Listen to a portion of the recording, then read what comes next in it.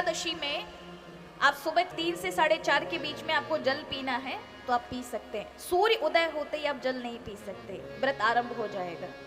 तो आजकल आप देखो 5 बजे सूर्य महाराज अरुणोदय हो जाता है, तो 4:30 और 3 के बीच, 3 से 4:30 के बीच में आप जल पीजिए। और सुबह एकादशी से, सुबह से संकल्प करके उठाएंगे एकादशी के दिन कुछ नहीं खाए पिएंगे।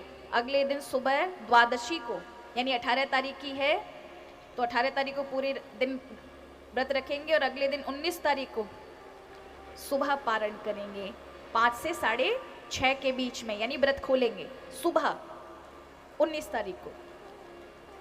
व्रत खोलना चाहिए महाराज। कई बार क्या होता है, लोग व्रत रख लेते, पारण नहीं करते, कामों में व्यस्त हो गए। हमने कल कर तो लिया व्रत, अब काहे को महाराज पारण व्रत ये सब खोलो, क्या जरूरत है? अवश्य जरूरत है। कोई अपराध बन गया उस व्रत में, किसी को वाणी से गलत बोल दिया,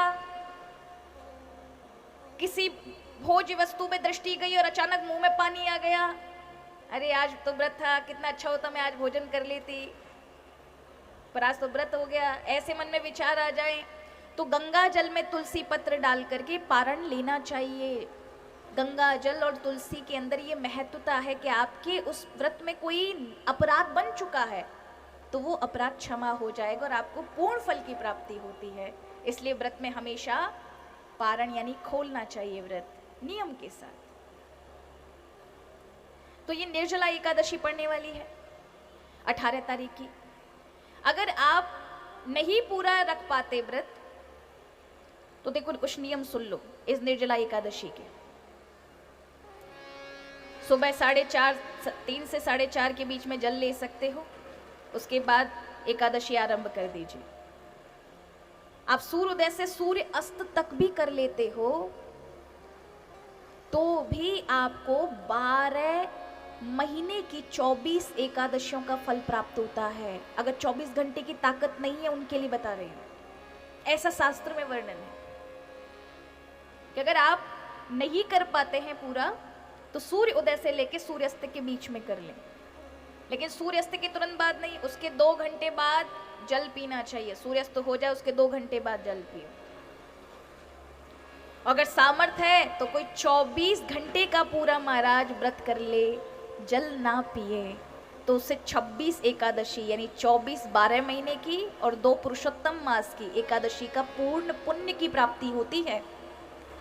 अगर आप निर्जला एकादशी में फलार कर लेते हैं, जल भी ग्रहण कर लेते, तो ऐसा नहीं कि वो व्रत लगेगा, नहीं लगेगा। एकादशी आपको एकादशी का पुण्य निर्जला का तो मिलेगा ही, लेकिन 24 एकादशी का नहीं मिलने वाला, क्योंकि उसमें तपस्या नहीं हुई है।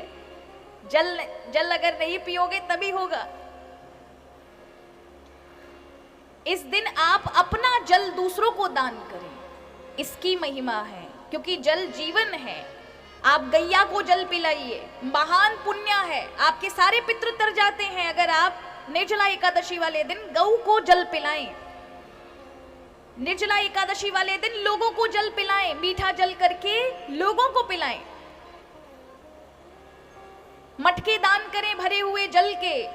10 महादानों में जल दान की बड़ी महिमा है और निर्जला एकादशी में विशेष महिमा है कि उस दिन जल दान करना चाहिए, अधिक से अधिक जल दान करना चाहिए। तो आप सभी निर्जला एकादशी वाले दिन महाराज, व्यास भगवान कहते, भीम यदि आप ये एकादशी रख लेते तो तुम्हें 12 एकादशी ना भी रख पाओ, 24 एकादशी ना रख पाओ 12 महीने की, तो भी आपको इस पुण्य की प्राप्ति इस एक एकादशी को करने से प्राप्त हो जाएगी। इतनी बड़ी महाराज। भगवान कृष्ण कहते हैं, व्यास जी कहते हैं कि अगर भगवान के भक्त भगवान पे भरोसा रख के व्रत का संकल्प लेते हैं और भरोसा रखते हैं तो उनको प्यास नहीं लगती है। यानी चिंतन भगवान का करते रहोगे तो आपको भूख प्यास नहीं लगेगी, उत्साह बना रहेगा, मन में ताकत बनी रहेगी। पुरुष सूक्त कर लो, ये भी ना है तो ओम नमो भगवते वासुदेवाय नमः, इस मंत्र का 51 108 जाप करो तो पाप नहीं लगेगा। पर निर्जला एकादशी को अवश्य करना महाराज, महान पुण्य है। 10 अपराध किसी से बन जाएं, खेत खलिहानों को जलाने पे जो अपराध लगता है उसके पुण्य का मार्जन, ब्राह्मणों की हत्या करने पे जो पाप लगता है उसके पाप का मार्जन हो जाता है।